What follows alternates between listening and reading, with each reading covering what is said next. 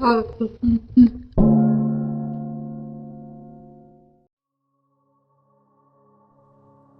a corner of a forgotten town, down a road that no one dares to pave, lies a neighborhood that locals call the Graying Place.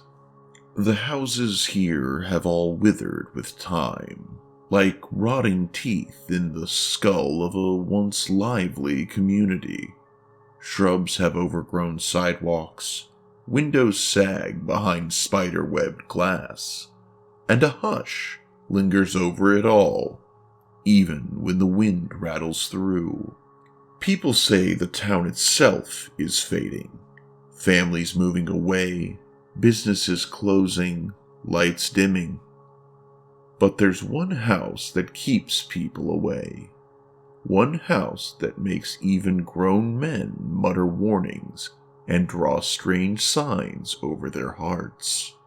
At the end of the narrow road, where everything's overgrown and washed of color, there's a tall, crooked house with darkened windows. The paint has long peeled away, revealing a skeletal wood frame underneath that seems to absorb all light. The yard is surrounded by a rusted iron fence, twisted like claws, and the whole property is choked with pale, brittle grass that seems to avoid sunlight as though it knows something terrible. Locals say that no one who enters the Graying Place comes back quite the same. Everyone knows someone who's gone in there on a dare or out of sheer recklessness, and while most come back, they're never the same afterward. They leave with hollow stares and mutter things under their breath that don't make sense. But every now and then, someone doesn't come back at all. The local paper might mention a missing person here or there, but the case never goes far, as though the town itself is too afraid to pry. It's been like this for as long as anyone can remember. A few months back, a pair of teenagers, Jack and Amber, thought they could break the legend. They laughed at the town's silly ghost stories, shrugged off the warnings, and slipped into the house one cold October evening. Jack posted live updates for the first 20 minutes. "We're here. Inside looks like the set of a horror movie. I think I heard something." Until finally, "Going upstairs." That was the last message anyone saw from him. Days passed, and Jack and Amber didn't come home. Their friends searched but avoided the house itself, calling out in the empty streets and fields. The police checked inside but found nothing but mold, rotting beams, and an unsettling smell that no one could quite place. Then, about a week later, someone noticed strange figures in the upstairs window. Shadows that didn't seem right, as if the bodies behind them weren't standing like normal people, but crouched, twisted, watching. Some kids dared each other to run up and look, but no one got close.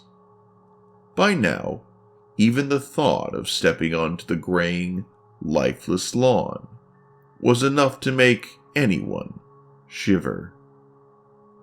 More sightings followed.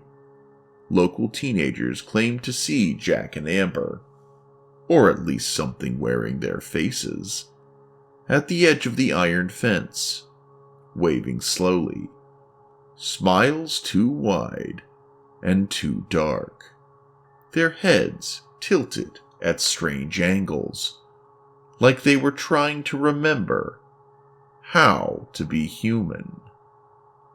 Sometimes they spoke, their voices raspy as if unused, repeating phrases over and over. "Come in. It's safe now. You'll be safe." One night, a woman passing by heard the sound of children laughing from behind the fence, laughter that echoed far too long into the night.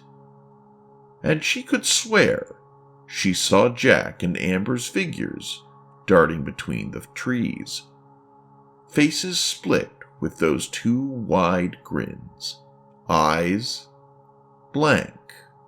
It's been quiet for months now, but every so often, on a misty morning, you'll see footprints in the dust leading up to the house, footprints that end just at the threshold. People say that the house wants, that it pulls you in, wears you down. It takes memories, faces, voices.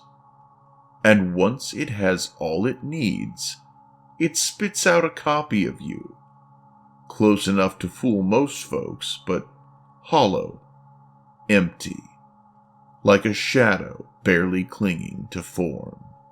So, if you find yourself in that dying town, don't go looking for the graying place. And if you happen to hear laughter echoing faintly through the air, or catch a glimpse of someone you think you know staring at you from the upper window, turn and run.